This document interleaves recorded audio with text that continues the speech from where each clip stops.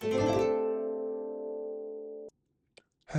and welcome back to my retrospective on the Mega Man Star Force series. Here, we will be going over the second game of the series. If you recall my video on the first game, I indicated how I felt like development was rushed.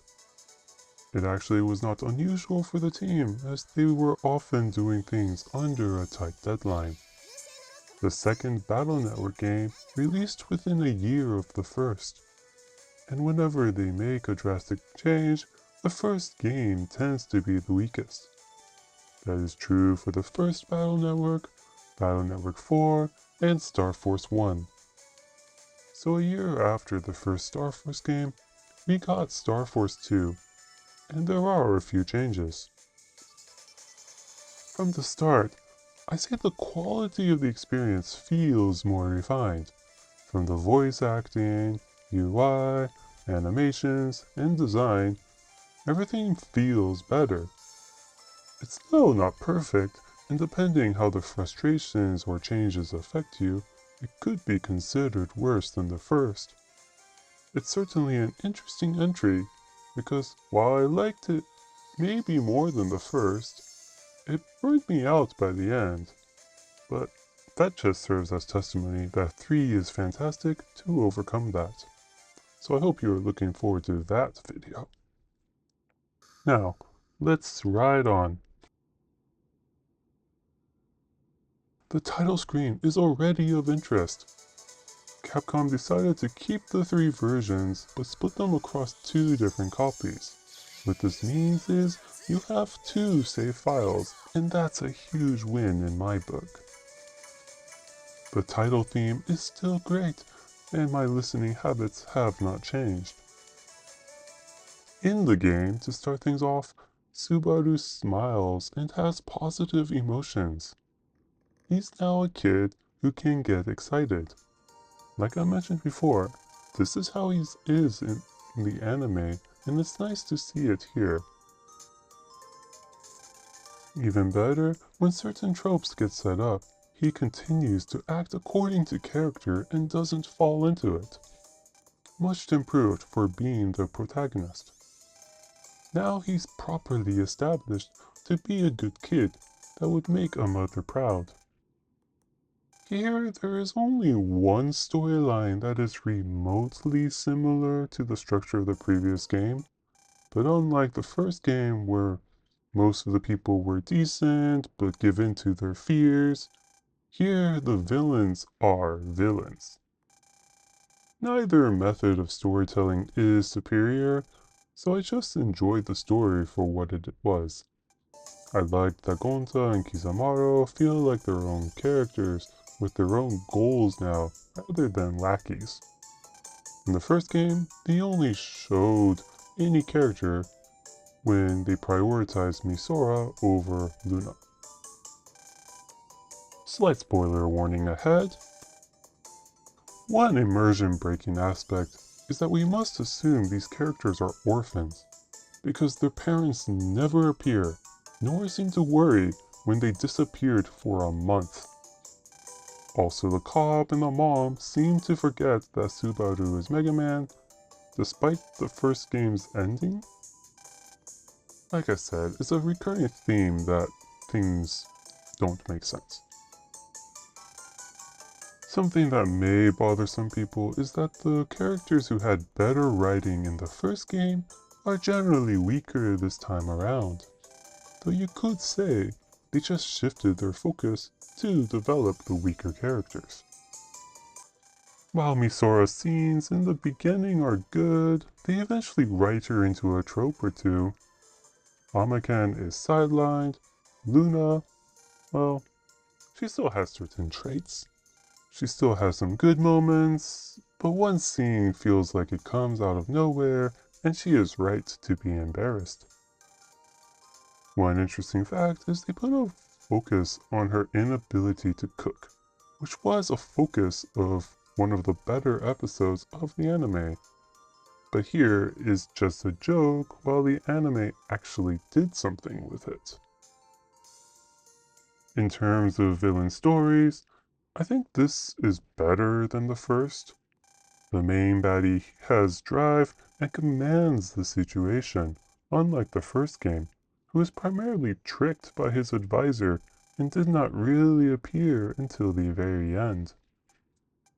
Phantom Black may be an annoying playwright, but he plays his part according to script.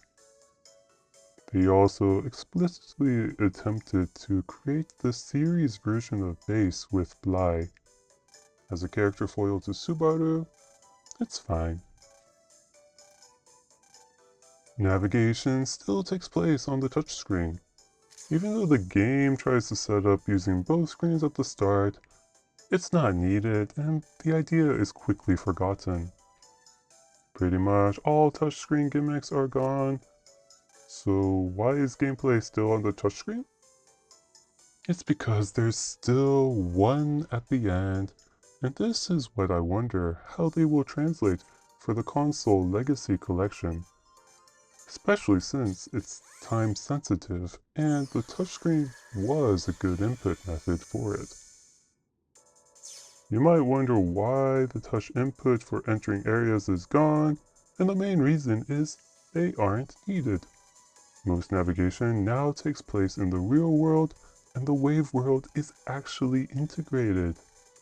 As a result, Mega Man can freely move around. While this means we do not get the themed cyber areas, I like that Mega Man can be used as a shortcut and that the real world is more interesting. I even like the simplification of the generic areas because it makes grabbing the blue mystery data a lot simpler. There is still invasion of privacy, but the journal entries are more fun and more world building. For example, we can learn what happened to the principal from the previous game by checking his entry. In terms of customization and combat, there are some trade-offs. You don't get to select as many white cards, which makes the card selection harder. You also don't get brother abilities, but now you have some customization. It's not as good as the Navi customizer from Battle Network, but there is some planning now. The problem here is it primarily is just adding more HP as you get a lot of useless programs. At least now you can start with your version transformation, so more strategizing. You now get 2 transformations to start, and there are ways to get the third and the overpowered final form, the Tribe King. If you don't have brothers, there is a cheat code system. I hope this system stays in the Legacy Collection, but I also hope they don't allow it to work in multiplayer. I think this is why I got turned off from the series, as someone who was using the final form in online battles, and it's not fun due to how OP it is. For single player mode, it's great. For battling with others, it ruins the experience. But yeah, this was the game to introduce online battling. Sounds great, but that one experience caused me to stop. So why is the Tribe King so good for single player? It actually saved the game for me, because the game has some balancing issues. Enemies are not particularly hard, but they are too frequent. Not only that, they also made it harder to run away from, and so you generally must fight them and are penalized if you try escaping. This results in getting tired of the gameplay. The Tribe King is so OP, its basic attacks are already powerful, but it also powers up the battle cards. So at least you can get cards quickly. I started using it 20 hours in, and generally after I got tired of fighting the current enemy encounters, and then disabled when fighting new ones or bosses. Though it is great too if you just want to collect the mega cards, rather than endure the challenge. About those battle cards, While the first game was pretty easy to get money, in this game it's cards that are very frequent. That sounds good on paper, if the card trader was any good, but it's not in either of these two games. And since you cannot sell the cards either, it just feels like a waste. Anyway, let's talk about more positive aspects. A unique feature here are star cards, which are a powered up version of basic cards. These are often rewarded for doing well against a giant virus. Depending on your rank, the card power will change and it affects all copies in your folder.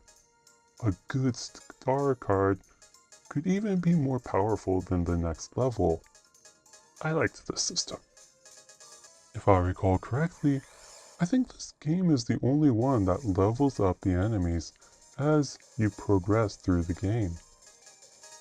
In general, this game may be divisive as it makes a lot of changes to the first game. While some are frustrating, there are good ones too, and others are more parallel changes. However, this is an important entry because it sets the stage for the third game, where they finally get things right and give the most rewarding experience while having its own identity. However, before we get to that game, we will need to cover the anime adaptation of Star Force 2, which I also think is fairly good. Did you play Star Force 2? If so, let me know your thoughts in the comments below. Thank you, and I hope to see you next time.